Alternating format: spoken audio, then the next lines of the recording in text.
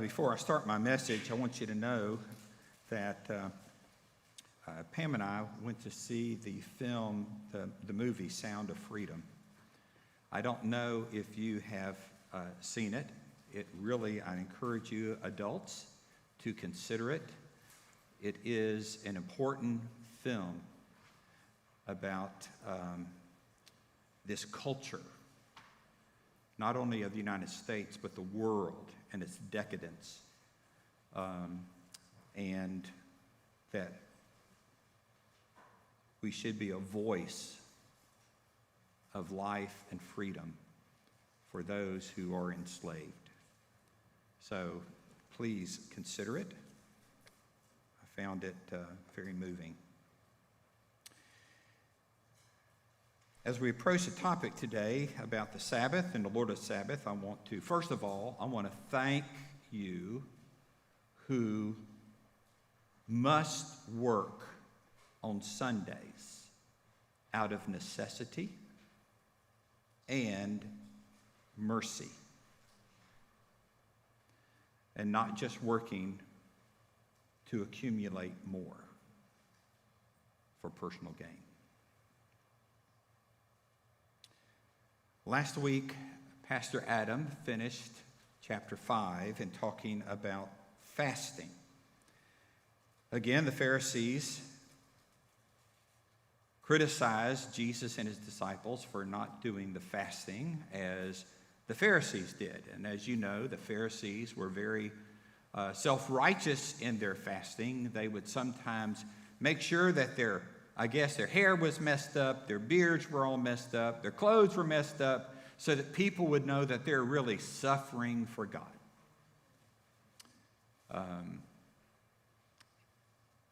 There is no room for boasting and self-righteousness in anything that we do for the Lord. But one of the things that we learned last week is that Jesus turned the issue around from the question of fasting to about who he is and what he came to do by using two metaphors. He said, you don't put a new patch over an old cloth, because then when you wash it, the new patch will shrink and tear the old cloth. It just makes it worse. And then he actually had the audacity in a Baptist church to talk about wine. I guess because it was in the scriptures. And he also had the audacity to talk about that if you put new wine in old wineskins, that it will burst. And he raised the question, well, why would it burst? Because it's going to ferment. So it wasn't from Welch's. But the idea that Jesus was getting around is that when it comes to my disciples, they are not something new to be put on old religious ideas and old religious practices, or what you're comfortable with when it comes to your religion.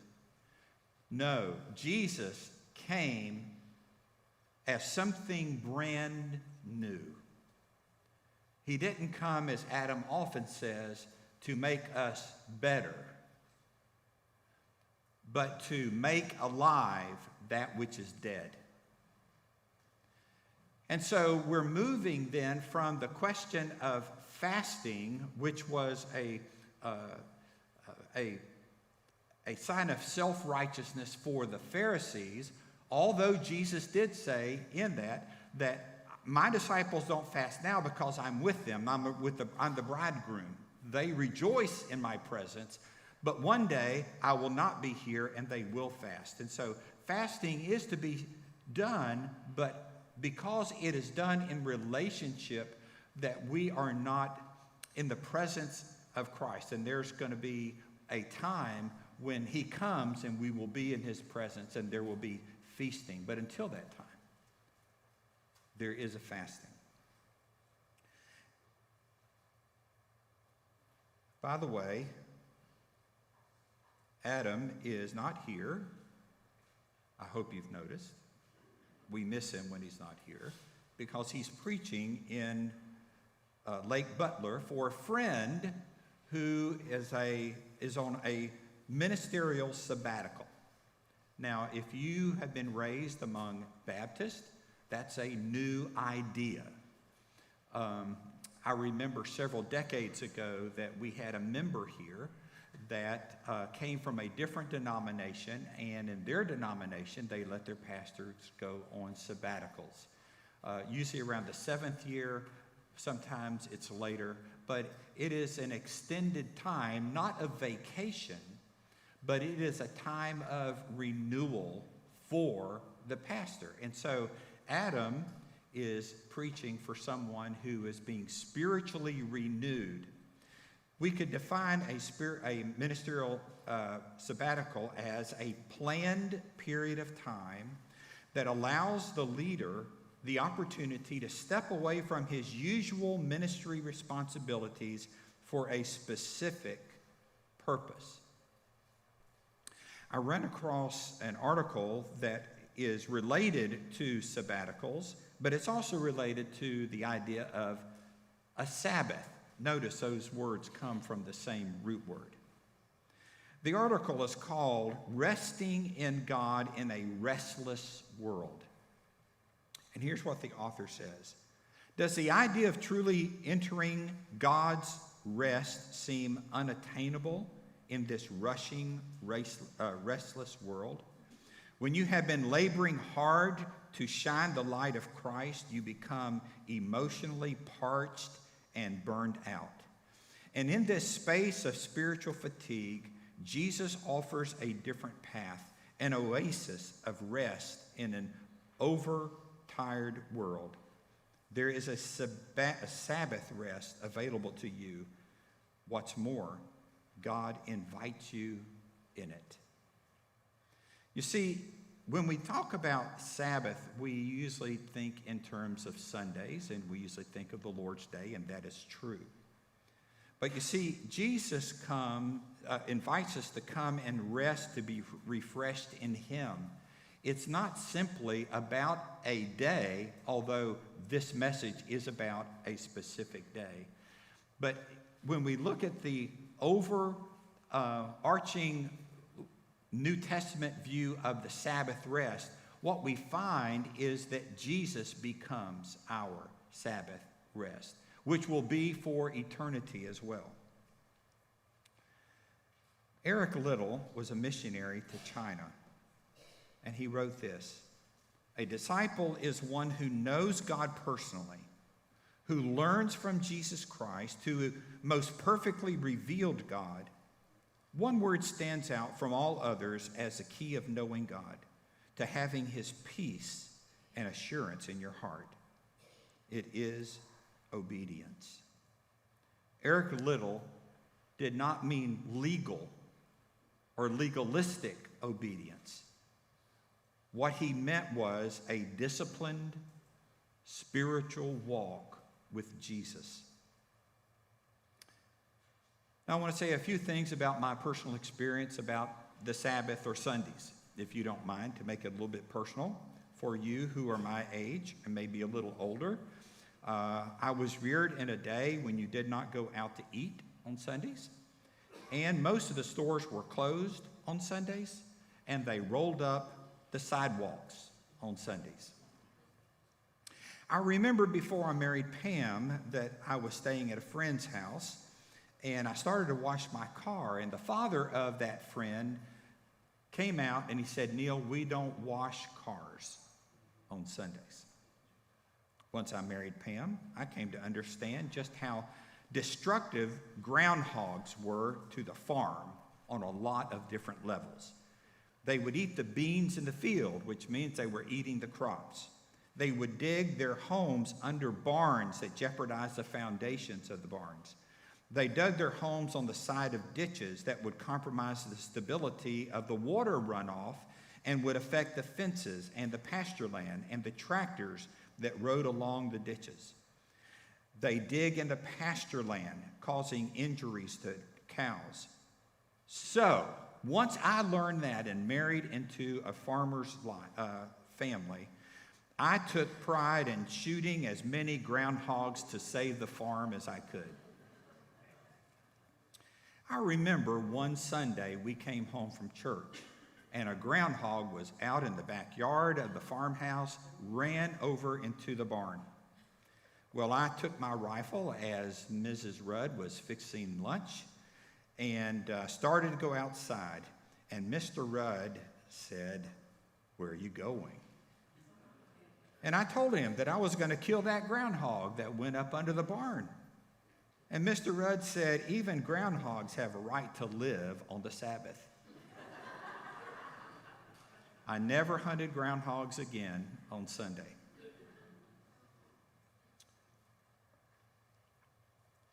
Now, a lot of these illustrations about me having learned about farm work is not because I'm a farmer. It's because I married a farmer's daughter. And one of the things that I learned was, where does hay come from? Where does straw come from? The only time I had ever seen them, they were bales. I thought that they just came in bales. Kind of like when you go to the grocery store. Where does the meat come from? From the grocery store. Well, what happens is that the grass is cut or the clover is cut, and it falls down on the ground. And then every so often, every few days, the farmer would go with his tractor and he would turn the grass over to make it dry so it wouldn't get moldy. And then when it was dry, then they would come with the hay baler or the straw baler, and then they would bale the hay or the straw. But let's just say that the straw is ready or the hay is ready on the Sabbath. Mr. Rudd would not bale on the Sabbath. How about if it's going to rain and storm on Monday and Tuesday? He would not bale his hay or straw on the Sabbath. It wasn't because he was legalistic. It's because he trusted God with his crops, and he put honoring God as a higher priority than simply securing money on the Lord's day. He knew and understood what the Bible said about the Sabbath. He believed in doing what was right and good. For instance, if your neighbor's ox was in the ditch. In other words, if he got a phone call and somebody needed something, he would not hesitate to do good on the Sabbath. I also remember one winter when it was extremely cold and we had a snowfall on a Saturday night. Mr. Rudd got into his little Massey Ferguson tractor that had a scraper on the back, and I rode with him in the cold. It took about a half hour or longer at tractor speed to get to the church. And there, just about sunup, he was scraping the entranceway to the parking lot of the church and the parking lot itself so that people could worship on Sunday.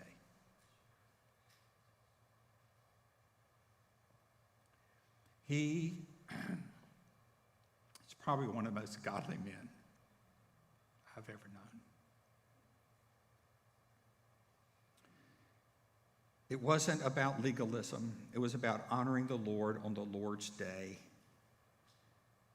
And he was more concerned with that than anything that he could benefit on that day. Another thing I want to address is legalism, because that's what Jesus is facing here. This is important to address before we get into the text.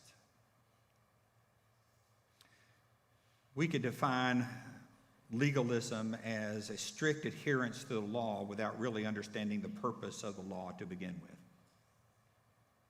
A legalist may be someone who believes that their performance is a way to gain favor with God, or that by human attempt to gain salvation or to prove one's spirituality by not conforming to this world in a sense, but conforming only to do's and don'ts. Here are some things to remember about legalism. To some degree, every one of us in here is a legalist. We all believe in certain standards, and whatever that standard might be, and that everyone else should probably live to our standard. Even if someone says, no, I believe in openness. I believe that, your right may not be my right, and my right may be your right. That type of thinking. But what they want you to do is to agree with that ethic, which is as much as an absolute ethic as us believing certain things are right. Legalism is highly contagious.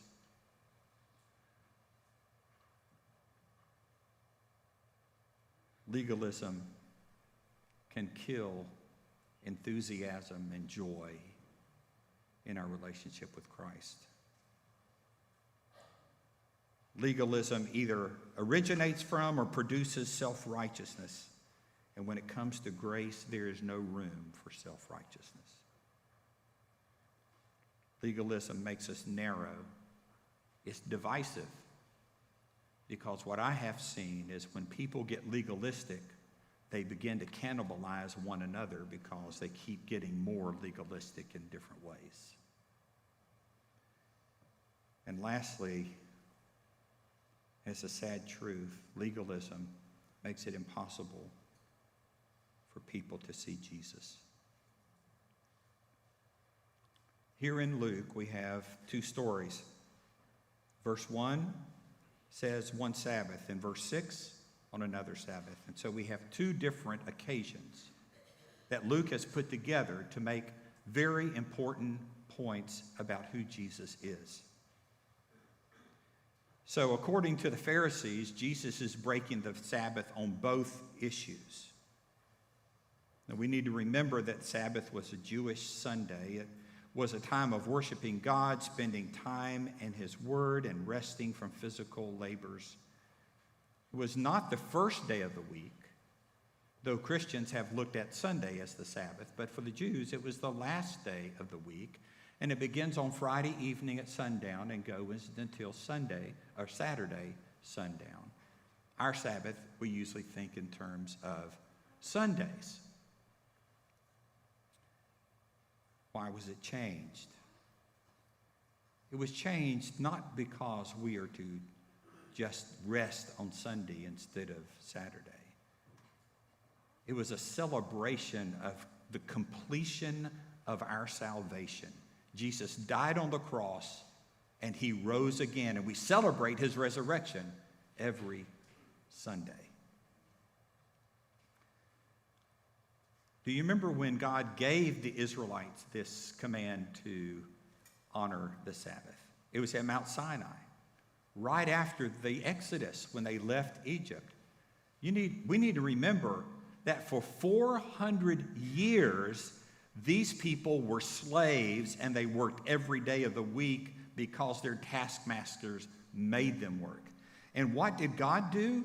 At Mount Sinai, we look at that, He made laws. No, God gave them 7.5 weeks of mandatory vacation every year.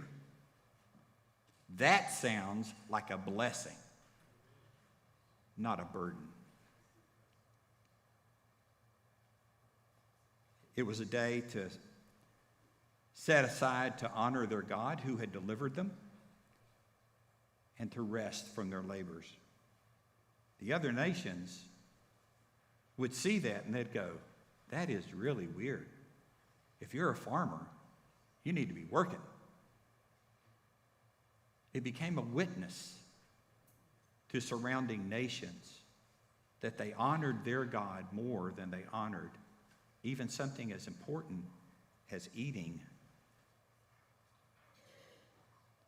I mean that as a farmer. I'm going to get to that. There's a relationship being a farmer and you eating. I just hope that you recognize that. Here's the thing, though. Israel did not do a very good job in keeping the Sabbath throughout their history. In fact, they didn't do a very good job in worshiping their God. They went out after other gods. And then we've all heard the criticism, well, your God is a jealous God because he doesn't share his people with other gods and things of that nature. Well, some of the things that we need to understand about those other gods that they would begin to worship, and they even used their own temple for these things, is that these other gods mandated child sacrifices.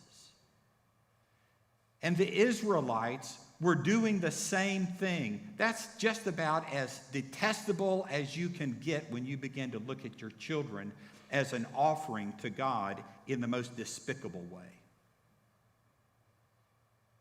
For hundreds of years, God tried to discipline them and say, don't do this. They would be overrun. There would be wars. There'd be all famines and all these things. And God would say, just get back to not my laws because they're a burden, but because I'm here to bless you and I want you to be a blessing.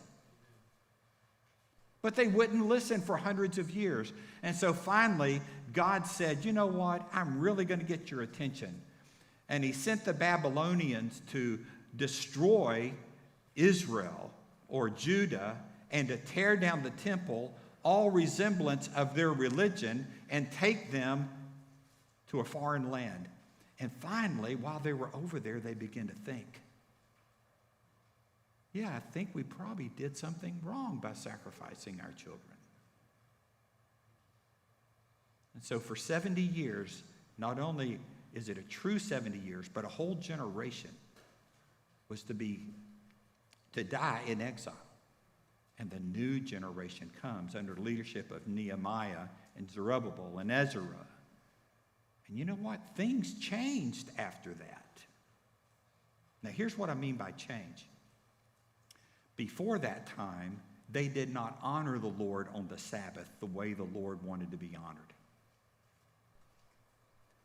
After they came back, they began to write all kinds of laws on how you're supposed to keep the Sabbath. And by the time Jesus came, Israel, the leaders of Israel, had moved from not paying attention to the Sabbath or the laws to being legalistic about everything. They had a law for just about anything and everything. And so this is what Jesus is facing. They are being nitpicky about every little piece of the law that they created, not that came from the words of God. You see, Israel went from not honoring God on the Sabbath to making up a bunch of rules of do's and don'ts concerning the Sabbath. And now Jesus is the one who is trying to bring focus about what the original intent of the Sabbath is supposed to be. And these two illustrations help us to understand that. There are these two stories. One is that the disciples are hungry, and they're walking through the grain fields. They're walking through, and they begin to pick the grains, and they begin to rub the husks off the grains. And you might say, well, is that stealing? The answer was no. In fact, here is one of the laws that God said. To those who own the grain fields, as you go and you glean or as you harvest the grain, leave some along the side of the road so that the poor and travelers will have something to eat. And so that's all that Jesus and the disciples are doing. They were not breaking the law of the Sabbath. They were only breaking the misunderstanding of the Pharisees concerning the Sabbath. So now you have to make a choice. Which interpretation of the Sabbath are you going to believe? Are you going to believe the Pharisees' interpretation of the Sabbath? Or are you going to believe Jesus' interpretation of the Sabbath? And it's interesting that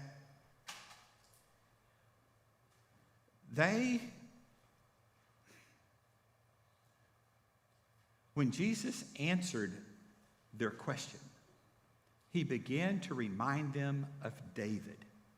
Now, David was a fugitive from Saul and from the Philistines. And his men were hungry. They come to Abimelech, who is a priest. They say, "Can you give us some food?" He says, "Man, I don't have any food except for the bread of presence," which was sanctified bread. That means it's been set apart for God and the priests only. David, you're just a commoner. You cannot have sanctified bread. And then David said, "We're starving." And Abimelech said, "You know, it's better to give you bread than for me to keep the ceremonial law." And so that's what he did. You see, in the book of Mark, it's very clear. The Sabbath was made for man, not man for the Sabbath. That's what Jesus said. Do you know there is a direct relationship, I said this a while ago, between the agrarian society and how hard you worked in the field? You work and you eat. Not just that you work and make money and you go to the grocery store. You planted your food. And yet, God said, don't work one day a week. What was God really saying? If we trust our ability to work to eat, God is saying, can't you trust me more than you trust your own work for your own food? I will take care of you. Trust me.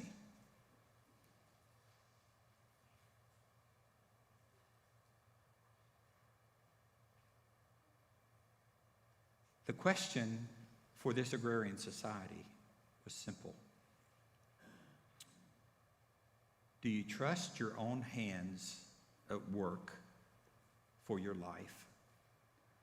Or do you trust the Lord who said, don't work, rest, worship me, take time. Let the fields do whatever they're going to do. Let the rain do whatever it's going to do.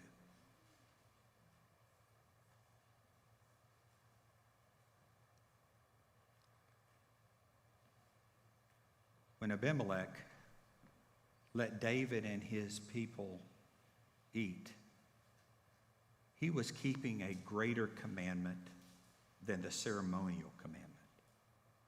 The ceremonial commandment said, no, this bread does not go to you.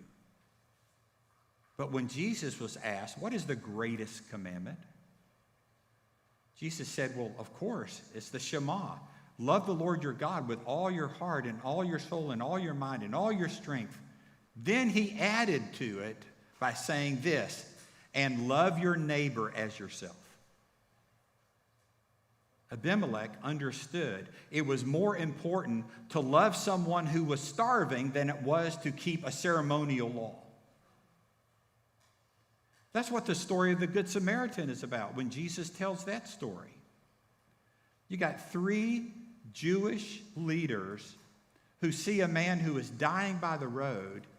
And of course, if he's already dead or if there's blood, then you can't touch that or you're ceremonial unclean. They're on their way to temple. It's more important to go to temple than it is to help someone, except for the Good Samaritan. Jesus even asked them, who was the neighbor? And of course, the Jewish people said, well, the Samaritan was the best neighbor. See, the law of love always trumps just ceremonial regulations.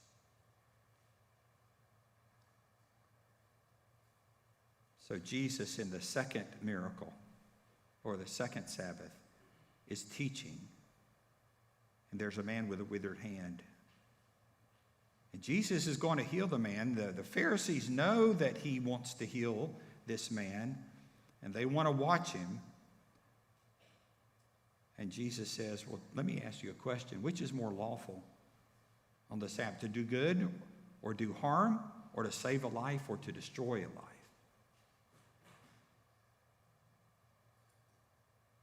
I want you to think about this for a moment.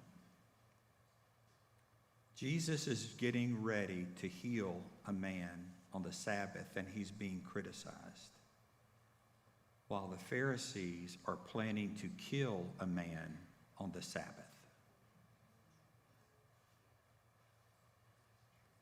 That's where legalism can lead without mercy.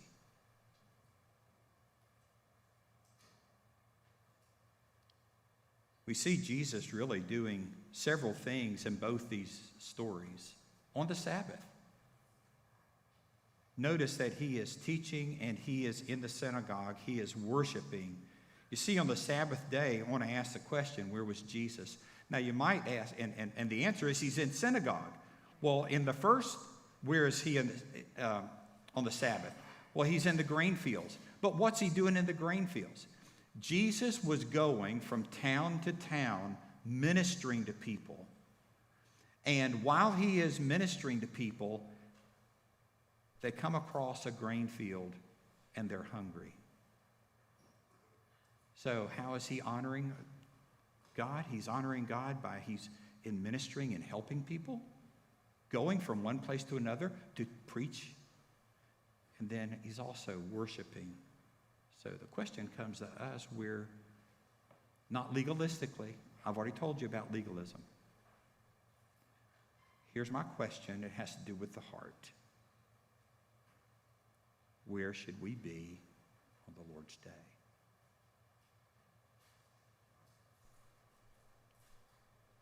It should be a place of presence of Christ. It should be a place where we are restored. It should be a place where we're refreshed. It should be a place where we experience the presence of the Holy Spirit and we're not in that overworked world. We just get to focus on why did God create us? To be in his presence. I know not every church service is like that. We're humans. I get that. But that's what it's supposed to be. What did Jesus do in the first Sabbath? Deeds of necessity. My opening remarks about this message is thank you for those who work on Sundays out of necessity.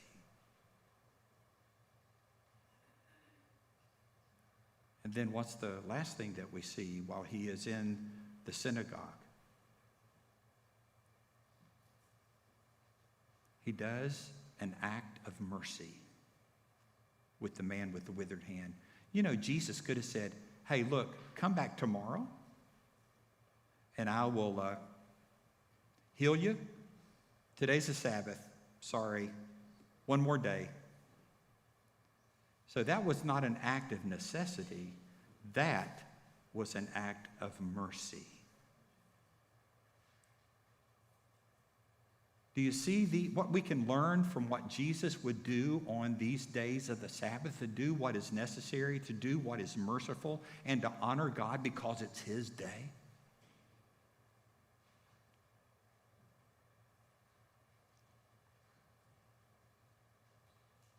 I purposefully left out what Jesus said about his disciples being hungry. He said this, the Son of Man is the Lord of the Sabbath. I mean, they're out in the grain field when that took place. And you kind of wonder, why weren't the Pharisees in synagogue? Maybe it was afterwards. We don't know.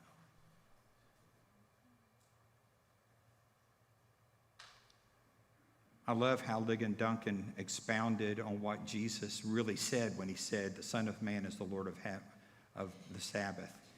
I love this. Jesus is saying, I created the Sabbath. The Sabbath is my day. The Sabbath is about me. I'm the boss of the Sabbath. I'm the master of the Sabbath. I'm the Lord of the Sabbath. And what I say goes on Sabbath, goes on Sabbath. And what I say doesn't go on Sabbath, doesn't go on Sabbath. Ligon then said, I'd paid good money to see the faces of the Pharisees when he said, I am the Lord of the Sabbath.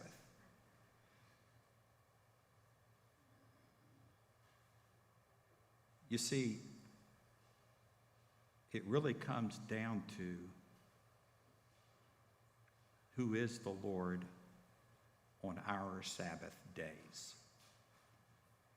The title says, Jesus, the Lord of the Sabbath. Most of us get that. That's right here. Jesus said that. But this is a matter of the heart. Who is the Lord of our Sabbath days? If the Lord is the Lord of our Sabbath days, it will be a blessed day. If we or someone else or something else is the Lord of our Sabbath day, it is not a blessed day.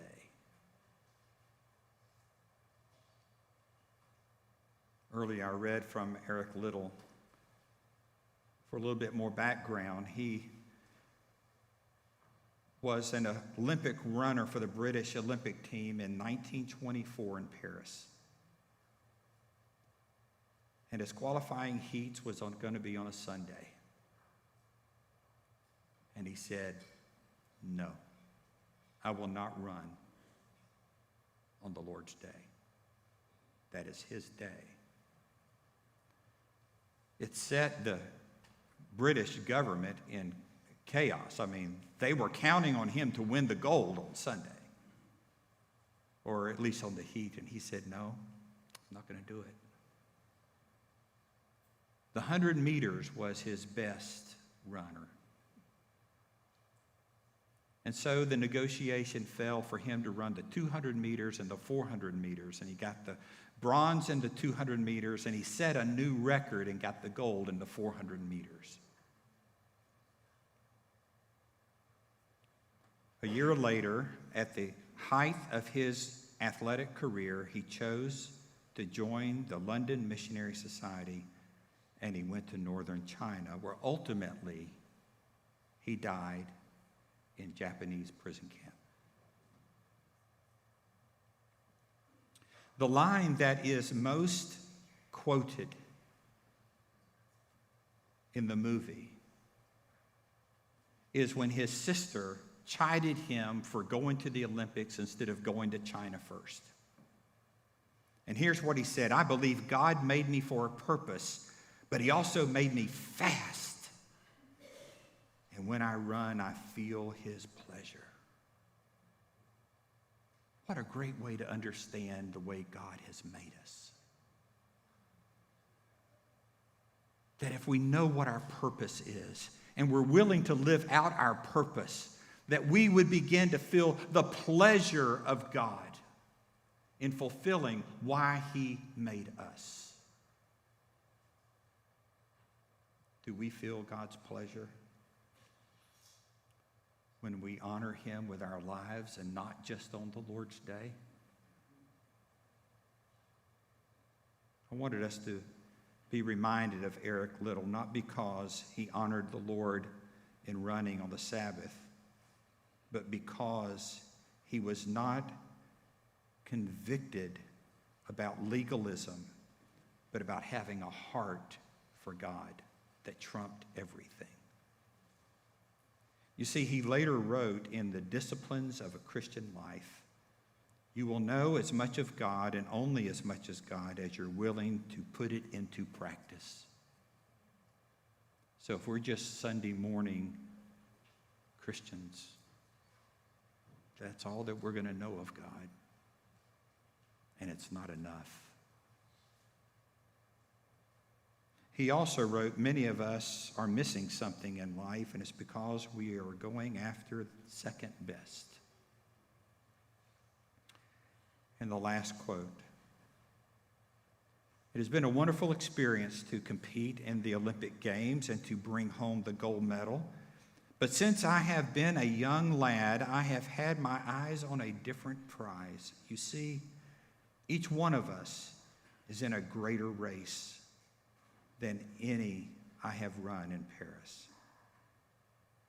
And this race ends when God gives out the medals. You see, it's easy for us to look back at the Pharisees and say, you're nitpicky hypocrites, you legalists. But my friends, our hearts can be just as wrong about the Lord's day as theirs if we don't honor the Lord on his day as much as even every day.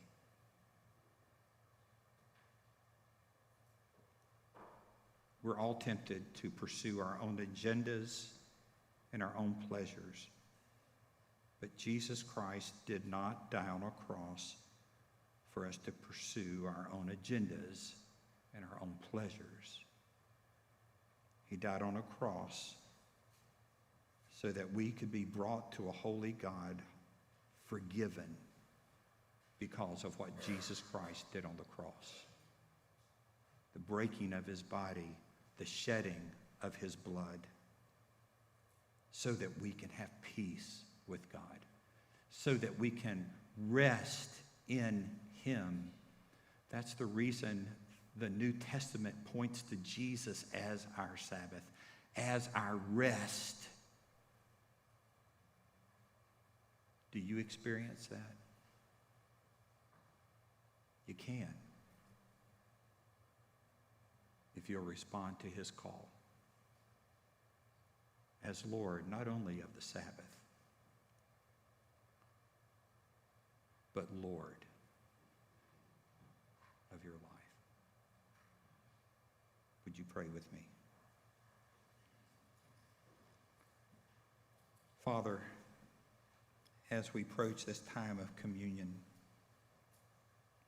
I pray that you will read our hearts. You know us inside and out. Help us in this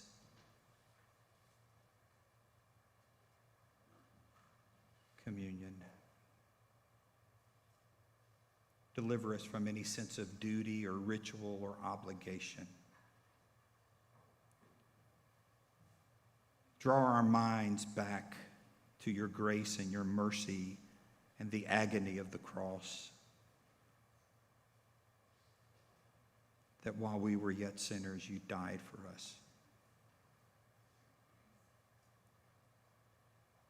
We ask in Jesus' name. Amen. Let us stand. Miss Pam, would you lead us?